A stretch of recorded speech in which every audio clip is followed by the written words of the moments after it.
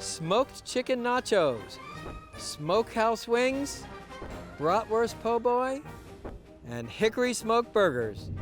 We're smoking the competition at the spectacular J.W. Marriott Star Pass Resort in Tucson, Arizona. I'm Stephen Raichlen, and this is Project Smoke.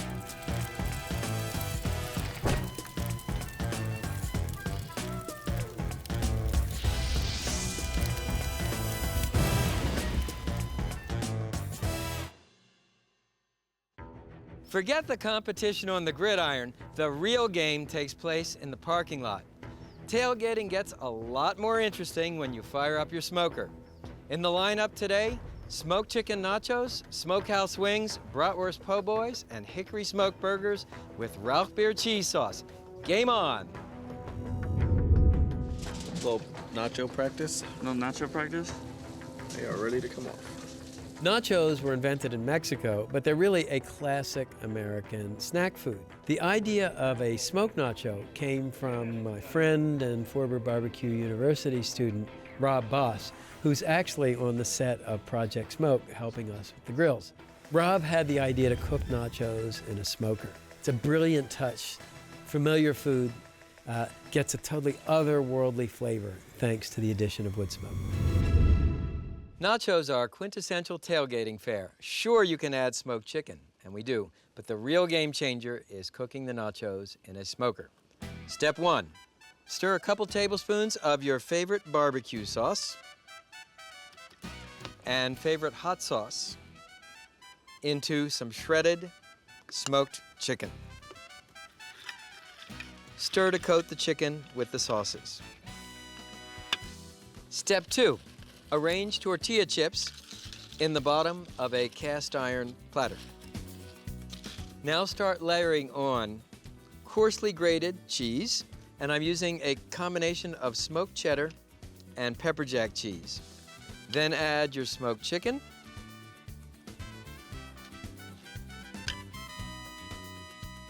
black beans,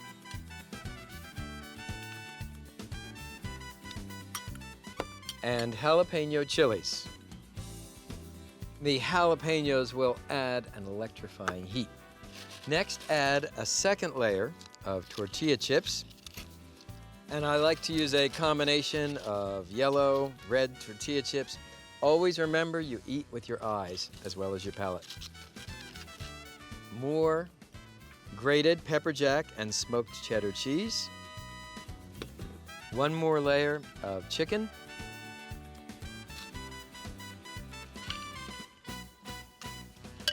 Black beans, then more jalapenos. This is super colorful. And finally, a last layer of cheese. Now let me show you the smoker. We're using a portable ceramic cooker, and I already loaded it with charcoal. You want to place a couple of wood chunks, I'm using apple, on the fire. This will generate the smoke.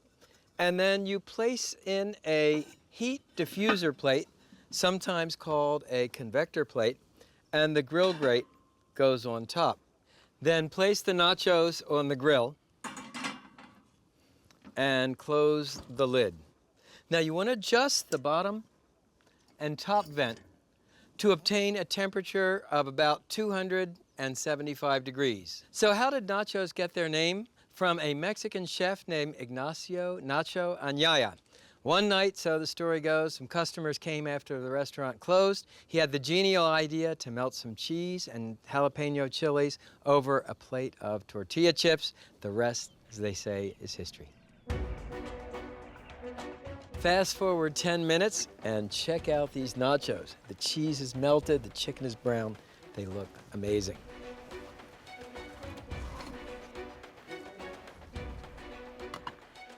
So the last thing you want to do is sprinkle the nachos with finely chopped scallions and chopped fresh cilantro. And to help me try these nachos, Rob Boss, come on in. Rob is one of our fire wranglers, and the idea for smoked chicken nachos was your idea. So let's see how we did.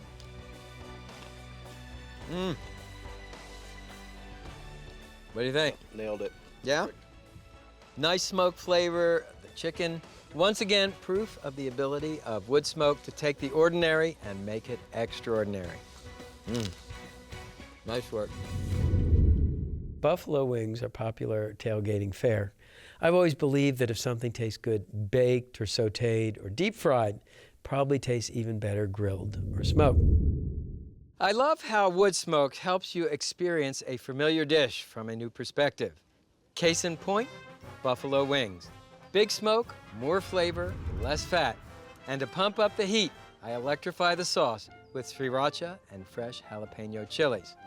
For chicken wings, I'm using the drumettes. That's the first joint of the wing. And when you're working outdoors, keep the chicken over ice. Season the chicken with coarse sea salt and freshly ground black pepper, ground coriander. You'll see I have a pack rim flavor dynamic happening here, and sesame oil,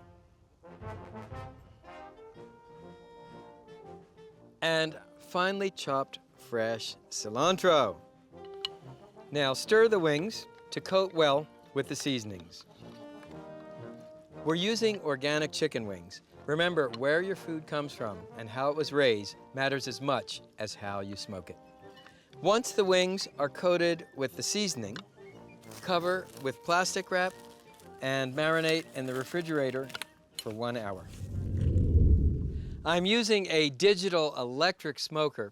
It's fueled with these hardwood sawdust discs, cherry today, and you simply insert the disc in the chute. It comes down through the hopper where it's burned on an electric heating plate, and the spent discs fall into a bowl of water. The water serves two purposes. It also keeps the smoking environment humid, which will keep your wings nice and moist.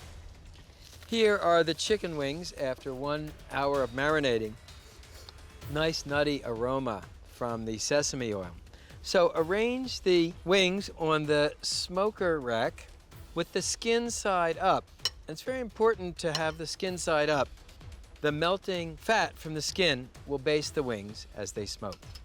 Buffalo wings were invented at the Anchor Bar in Buffalo, New York in 1953. Okay, and I'll put the wings in the smoker.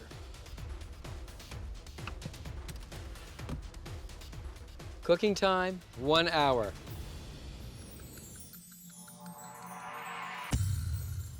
And look at these wings. Beautiful golden color, great smoky aroma. Let them rest for a minute. Meanwhile, I'll melt the butter for the sauce. Arrange your chicken wings on a platter.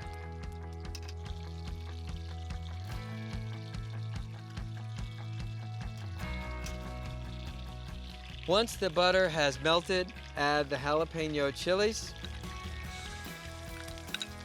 and chopped fresh cilantro. Sauté these ingredients until the chilies are golden brown. For the original buffalo wings, the sauce was melted butter and hot sauce. Once the jalapenos begin to brown, add Sriracha, that is a Thai hot sauce. I like things really spicy, so I'm going to add a lot. And stir the sauce into the jalapenos. This sauce has some firepower. Wow, that's gorgeous.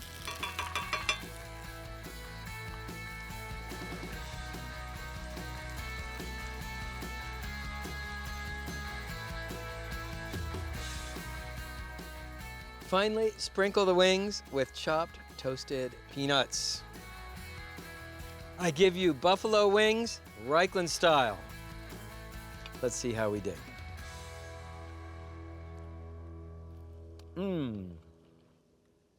Oh man, they sure are moist and tender and really nice heat in that sauce.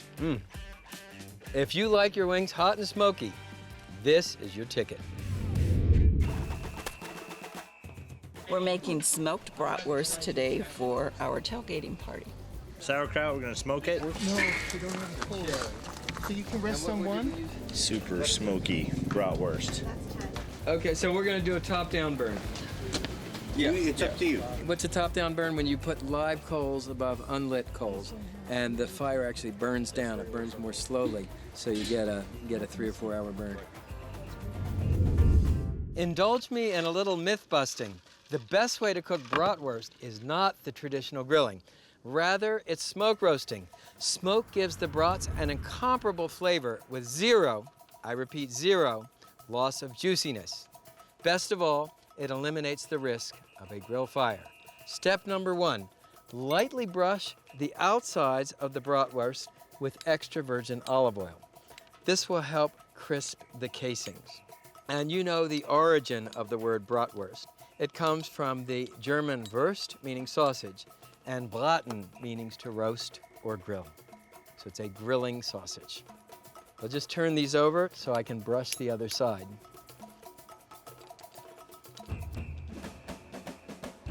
Now arrange the bratwurst on the grate, leaving about 1 finger between each bratwurst.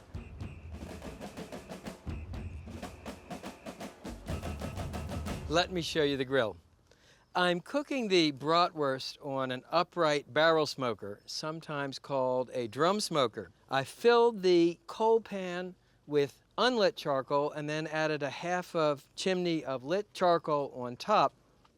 Take a look at this charcoal. It has mesquite chips embedded right in the charcoal. And if you want to boost the smoke flavor, you can toss some wood chunks directly on the coals. Place the bratwurst in the smoker and place the lid on top. This burns at about 275 degrees. Cook time will be about 1 hour. While the bratwurst smoke, first heat and smoke the sauerkraut, and next cut an onion in quarters. Then skewer the onions.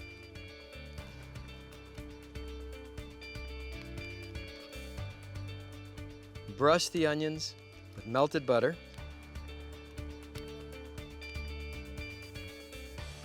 And season them with salt and freshly ground black pepper.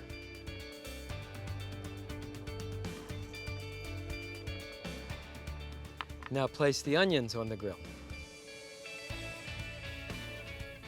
Finally, butter the inside of your rolls.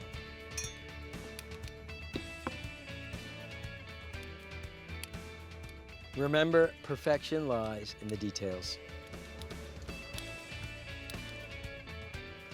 Finally, place the bread on the grate to toast it.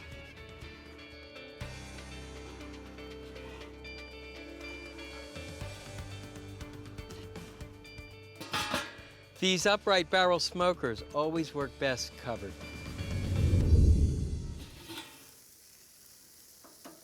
And when the bread is toasted, take the buns off.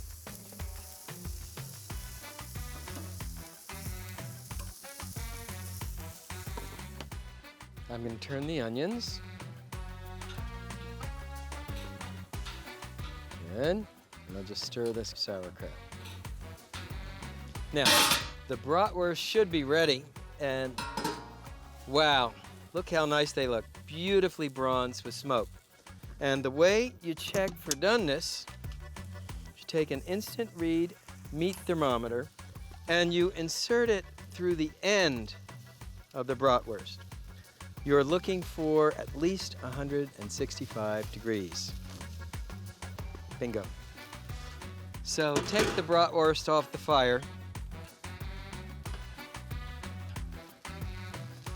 They are handsomely bronzed with smoke, and you can see there's a nice snap to the casing.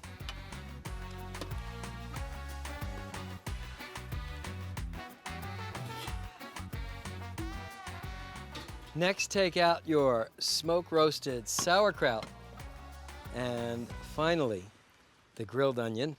Now let me show you something really interesting. If you cut the brat in half, you'll actually see a smoke ring just under the surface of the bratwurst. How cool is that? And let me put one of these bratwurst together for you. We'll start with a brat, and then some sauerkraut,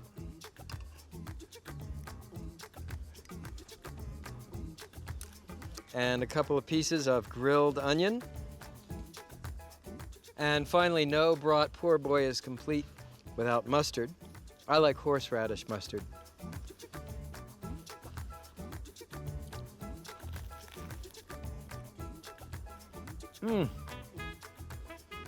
Smoke, fire, sauerkraut, mustard, onion. Now that's what I call a bratwurst. The great American hamburger, a tailgating staple. I wanted to do something different. I wanted to smoke the burger, and once it absorbs the smoke flavor, then I direct grill it as you would a conventional hamburger. I promise you, you'll never taste a hamburger like it. Burgers are a tailgating favorite, of course, but it's surprisingly hard to cook them in a smoker. The low, slow smoking robs them of all their juiciness. I have a solution. Cold smoke the burgers first, then grill them over blazing hickory. Your burgers can only be as good as the beef you start with. I'm using small farm grass-fed beef with a fat content of about 18%. That gives you the luscious mouthfeel you want in a burger without being overly fatty. Form the ground beef into patties, handling it as little as possible. Don't handle your burger too much or you'll melt the fat with the heat of your hands. Let the fire do that. By the way, my favorite burger mixture is equal parts ground sirloin and ground chuck.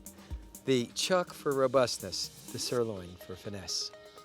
The idea is to have 6 patties, all the same size. Notice I covered the cutting board with plastic wrap. It keeps the burgers from sticking and it keeps the board clean. Next, brush the tops of the burgers with extra virgin olive oil. This will help keep them from sticking and apply a subtle extra layer of flavor. Then season each burger with coarse sea salt and freshly ground black pepper. Here at Project Smoke, we grind our peppercorns fresh in a spice mill every morning. It's a lot easier taking a pinch than reaching for a pepper mill.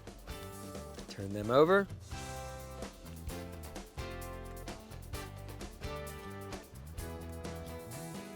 And brush the other side with oil and season with salt and pepper the same way.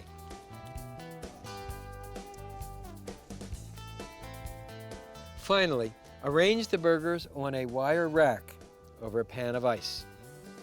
This is essential for cold smoking. Now, this is an offset smoker. The configuration is a little different than the smokers that have a firebox on the side. In this smoker, the smoke chamber is located in the back, and the fire chamber is located in the front. I built a nice bed of embers and added a hickory log. I'll just place another chimney full of coals on the top. Close the fire chamber and put the burgers on their pan of ice in the smoke chamber. So just to review what's happening here, heat source in the bottom, log on top, smoke generated. You control the smoke flow and the heat with this damper. Open it wider for more smoke, more heat. Close it down for less smoke, less heat. Finally, you can also control the airflow and the smoke by opening or closing the vents on the front of the firebox and on the top of the smoke chamber. Remember the cardinal rule: more air, hotter fire; less air, cooler fire. So we'll smoke the burgers for about 1 hour. Let me show you the Smokebeer cheese sauce. So start by rubbing the inside of a pot with a piece of cut garlic. This will infuse a garlic flavor into the cheese sauce. Add 1 cup of smoked beer. Rauchbier would be the German name. It is a beer that is made with barley that is dried in a smoker. There are many smoked beverages in the world. One of the most famous is made by smoking barley, distilling it, aging it in casks, and turning it into, yes, Scotch whiskey. Bring the smoked beer to a boil and sprinkle flour over the cheese. I'm using grated smoked cheddar cheese. And you want to just toss the cheese with the flour. And once the beer boils, shake the floured cheese into the boiling beer. And bring this mixture to a boil. The cheese will melt and the flour will thicken the sauce. Last of all, whisk in a tablespoon of Dijon or Dusseldorf mustard.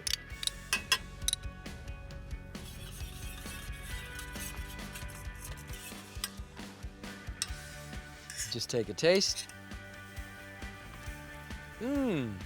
That smoked beer flavor really comes through. Now let me check on the burgers. Okay, and you can see the burgers are beautifully bronzed with smoke, and yet they're still cool to the touch. So, take the ice pan off. I installed the grilling grate in the firebox, and then just put the smoked burgers on the grate.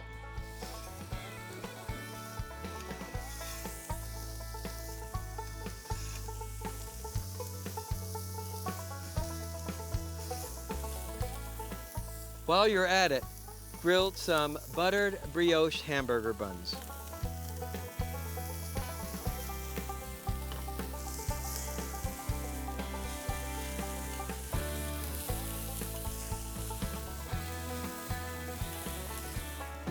Remember, keep an eye on the buns.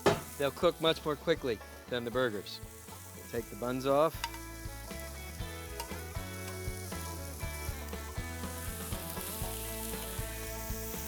So the burgers look done, they're beautiful, crusty. So take off the burgers.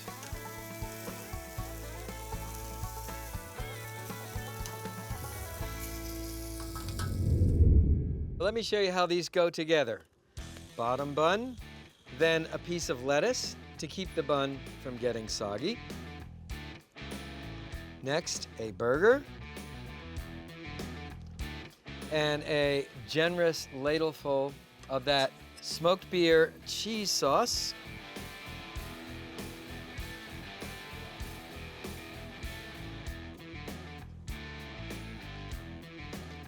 A slice of tomato, a pickle, and the top bun. Just sort of press that down.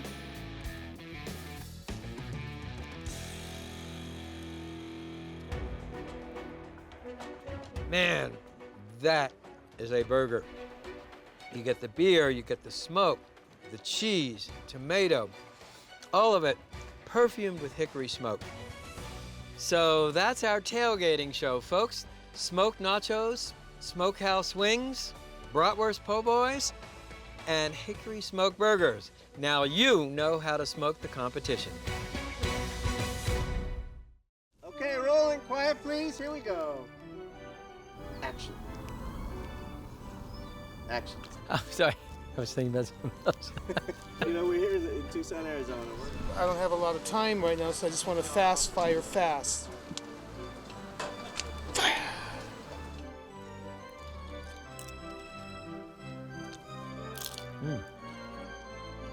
Where'd you go, Rob?